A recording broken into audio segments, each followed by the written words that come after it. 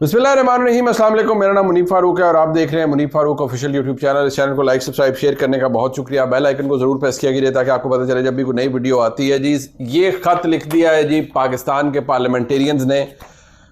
अपने वज़ीर आज़म को कि जी अमेरिका ने जो ख़त लिखा था वो बड़ा बिल्कुल फैक्ट्स के अगेंस्ट था और इमरान खान साहब के हक़ में जो ख़त लिखा गया वो ख़त उसकी कोई अहमियत नहीं थी जो सदर बाइडन को लिखा गया है। और बेसिकली उस ख़त के अंदर 60 से ज़ायद जो अमरीकी ऐवान नुमाइंदगान के मेंबर्स हैं उन्होंने ख़त लिखा था और इमरान खान की रिहाई के लिए ख़त लिखा गया था बेसिकली। और इस ख़त के मुताबिक इसमें लिखा गया कि इमरान खान साहब की फौरी रिहाई और पाकिस्तान में पार्टी के अरकान और कारकुनों के बड़े पैमाने पर मनमानी हिरासत के खात्मे की मुतालबात की हिमायत करते हैं। हम आपकी इंतज़ामिया से मुतालबा करते हैं कि वो इमरान खान की हिफाजत और खैरियत के लिए पाकिस्तान हुकूमत से फौरी तौर पर ज़मानतें हासिल करें और अमरीकी सफारत खाने के हुकाम को जेल में उनसे मिलने की हिदायत की जाए। तो पाकिस्तान की गवर्नमेंट ने, पाकिस्तान के पार्लियामेंटेरियंस ने ख़त लिखा है। इसके अंदर लिखा है जी कि एक तो ये शामिल हैं, ये इंटरफेरेंस है, पाकिस्तान के अंदर मुदाखलत है। अब मज़े की बात यह है कि जहाँ ये लिखा गया है इस ख़त के अंदर बड़ी कुछ और सख्त बातें भी लिखी गई हैं। इसी ख़त के अंदर एक जुमला जो दूसरे सफ़े पर लिखा गया है, ख़त 3 सफ़े का है, फिर आगे बाकी पार्लियामेंटेरियंस के साइन है जो कि समझे तकरीबन कोई 13-14 सफ़ात के ऊपर है। इस ख़त के अंदर लिखा गया है जी कि हम बिल्कुल शशदर रह गए हैं और हम बड़े ज़्यादा हमें गुस्सा भी है इस बात का कि आपकी कांग्रेस के ये मेंबरान कैसे अपनी आंखें बंद कर सकते हैं एक ऐसे शख्स के बारे में जो कि इसमें लिखा गया है,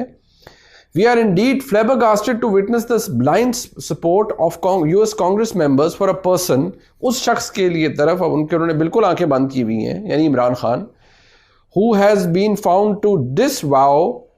disavow paternity of his daughter of a court in Los Angeles, California, and he remains a fugitive of the same court till today। यानी कि कोई जिम्मेदारी वो इमरान खान साहब अपनी बेटी की नहीं ले रहे, यानी टेरियन वाइट की, और लॉस एंजलिस की अदालत का फैसला मौजूद है और इमरान खान साहब उसमें फ्यूजिटिव हैं अभी तक। तो कैसे यूएस कांग्रेसमैन इस बात को उन्होंने नहीं देखा और एक ऐसे शख्स की हिमायत में वो सामने आ गए हैं। और फिर उन्होंने कहा कि इमरान खान तो बहुत ज़्यादा उन्होंने अमेरिका और पाकिस्तान के ताल्लुकात को ख़राब किया और फिर वो ये कह रहे हैं कि उन्होंने पाकिस्तान के अंदर फसाद बर्पा किया। तो इमरान खान जैसे शख्स को आप कैसे सपोर्ट कर सकते हैं? तो ये ख़त लिखा गया है। साथ ही साथ मज़े की बात यह है कि जहां जनाब लतीफ़ खोसा साहब और पाकिस्तान तहरीक इंसाफ के दीगर मेंबर्स कह रहे हैं जी बस ट्रंप आ रहा है तो पाकिस्तान में तो अमेरिका की मर्जी के बगैर होता कुछ नहीं है, तो ट्रंप आएगा और उड़ा के रख देगा। इमरान खान साहब की बहन ने सबको रियलिटी चेक दे दिया, यानी अलीमा खान साहबा ने। वो कहती हैं डोनाल्ड ट्रंप अब्बा लगता है हमारा सारों का, पाकिस्तानियों का। वो क्या कह रही है जरा सुन लें। जानिद खान साहब रिहा हो जाएंगे, कितनी सदाकत या कितना आपको लगता है कि ऐसा हो सकता है? देखें, हम फिर वहीं आ गए वापस के हम गुलाम हैं। अब डोनाल्ड ट्रंप हमारे अब्बा है या हम उसकी कॉलोनी है, या ये मुझे समझ नहीं आती कि डोनाल्ड ट्रंप अमेरिका का प्रेसिडेंट आ रहा है, हम कौन है? हम पाकिस्तानी हैं, 24 करोड़ हैं। अगर आज हम पीटीआई के लोग कह रहे हैं, मेरी बात सुने, मेरा नहीं ख्याल कोई कह रहा है 24 करोड़ हम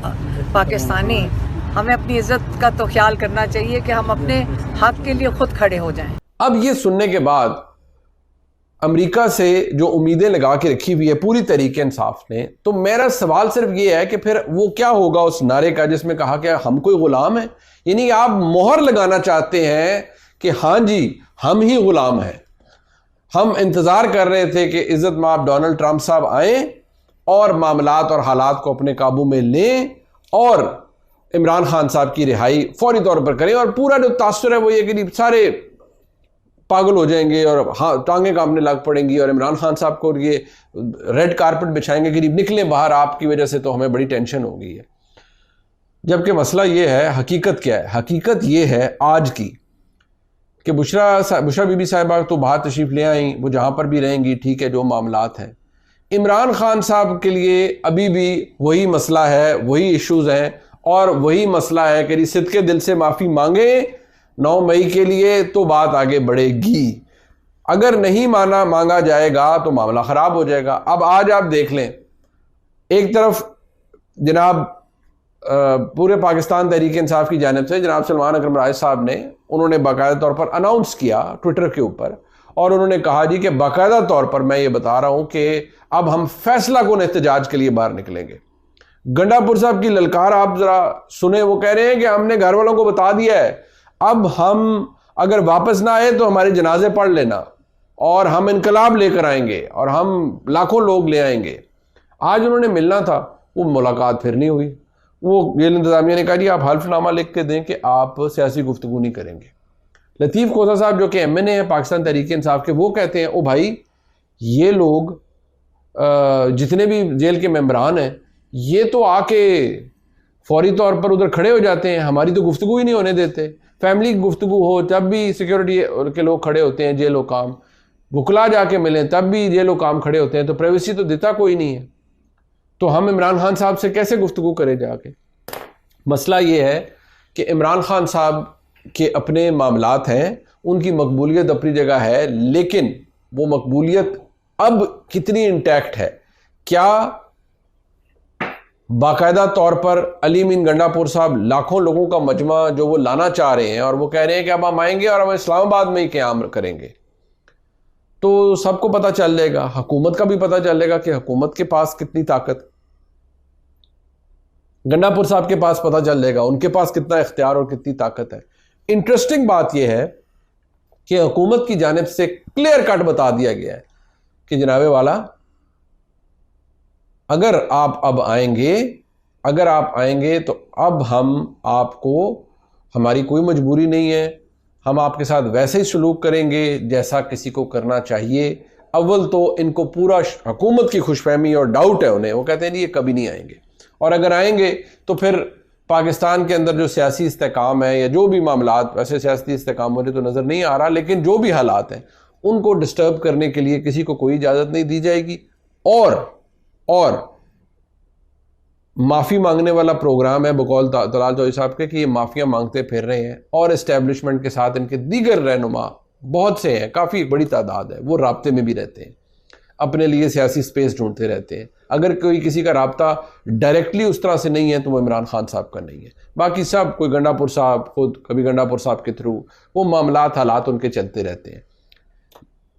छोटी मोटी गोलाबारी आपको नज़र आती रहेगी, लेकिन कोई मेजर ऑफेंसिव अगर कोई ये करने की जारी बात है लाते हैं कि जी हम फ्रस्ट्रेट हो गए हैं, हम मेजर ला रहे हैं, उसका नतीजा मुझे कोई निकलता हुआ नज़र नहीं आ रहा। क्योंकि आज की भी तारीख के अंदर पाकिस्तान की एस्टेब्लिशमेंट वो बिल्कुल इस मूड में नहीं है कि इमरान खान साहब के लिए कोई स्पेस क्रिएट की जाए। गो के ये वो है जो खबर की हैसियत से मैं आज आपको, क्योंकि बहसियत सहाफ़ी आप ये चीज़ें चेक करते हैं कि यार चीज़ें बदली कैसी हैं। बदली इस हद तक सिर्फ है कि पॉलिसी शिफ्ट ये हुआ है कि जैसे को क्रंच मोमेंट आए राब्ता कट ऑफ हो जाए। बुशरा बीबी साहिबा, उनकी इमरान खान साहब की हमशीराओं को जेल से निकाल दिया गया। बुशरा बीबी साहिबा घूम फिर एज इन के वो अपने किसी घर में जाके रहे, उन पर पाबंदी कोई नहीं है, वो जहाँ रहना चाहे वो रह सकती हैं।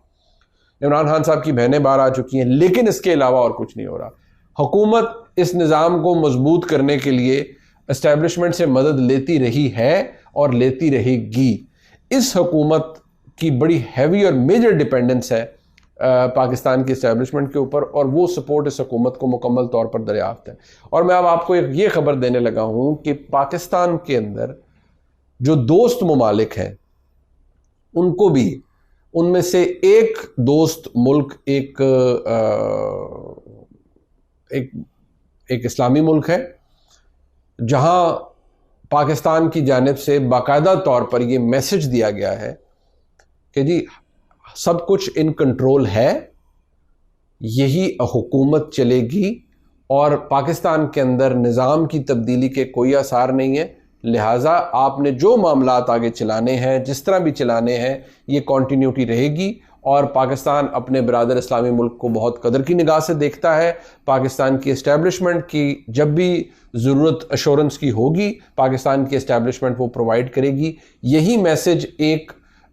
और दोस्त मुल्क को भी दिया गया है कि यहाँ जो निज़ाम है वो अपनी गिरफ्त में है, रखा हुआ है, सब कुछ मामलात स्टेबिलिटी की तरफ जा रहे हैं। जो सियासी का दौड़ भाग या लड़ाई झगड़ा है वो रहेगा, लेकिन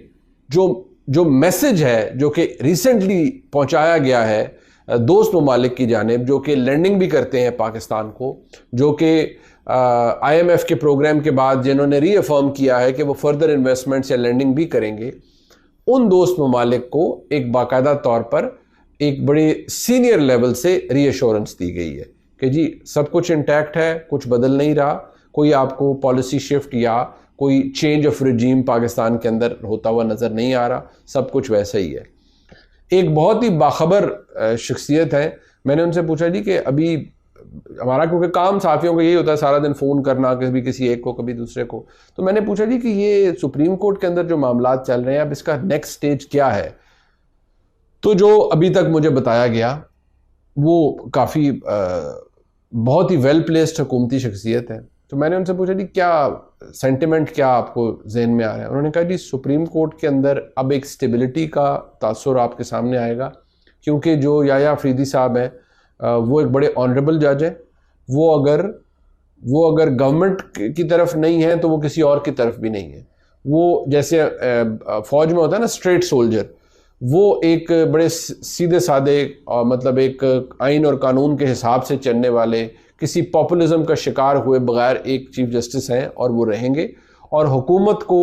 उनसे कोई प्रॉब्लम नहीं है। और जो बात इंटरेस्टिंगली मुझे बताएगी वो ये कि ये एक ऐसा तुर्क का पता खेला है हुकूमत ने कि तहरीक इंसाफ तमाम तर मुखालफत के बावजूद जस्टिस याया अफरीदी साहब की बुराई नहीं कर सकती, कोई उनकी बुराई नहीं कर सकता। वो इसलिए कि वो इतने ज़्यादा इंटैक्ट है अपने कानूनी टच स्टोन्स के साथ, आइनी मामलात के साथ, कि वो इधर उधर बिल्कुल होने वाली शख्सियत नहीं है, ना ही किसी पॉपुलिज्म का शिकार हो। ये उनकी, अब मैं से क्या कहूँ, हुकूमत की खुशफहमी कह लूँ, उनका कॉन्फिडेंस कह लूँ, लेकिन ये उनका जो पाकिस्तान की सुप्रीम कोर्ट के हवाले से है। और उस आम शख्सियत ने मुझे ये बताया कि कुछ चीज़ें हम ब्रॉडर कंसेंसस के साथ अचीव कर रहे हैं, हम आइंदा आने वाले अरसे के अंदर, महीने 2 महीने के अंदर वो भी अचीव कर लेंगे, ताकि जो चीज़ें रह गई हैं 26वीं आईनी तरमीम में उनको भी हम ज़रूर दुरुस्त कर लें। इसमें पाकिस्तान की एस्टेब्लिशमेंट के कुछ कंसर्न्स हैं जिनको एड्रेस किया जाना है, और वो पाइपलाइन में हैं चीज़ें, कोई उन्हें माने या ना माने, लेकिन इस हुकूमती शख्सियत ने, जो मैं दोबारा कहूँगा बहुत वेल प्लेस्ड हैं, उन्होंने ये कहा है कि नहीं, चीज़ें राइट डायरेक्शन में जा रही हैं। हर चीज़ मीडिया कंजम्पशन के लिए नहीं होती, जब हमारे सामने चीज़ें आती रहेंगी तो हम आपको बताते रहेंगे, आपको खुद पता चलता रहेगा कि क्या चीज़ें होने वाली है, लेकिन पाइपलाइन में बहुत सी चीज़ें हैं। अब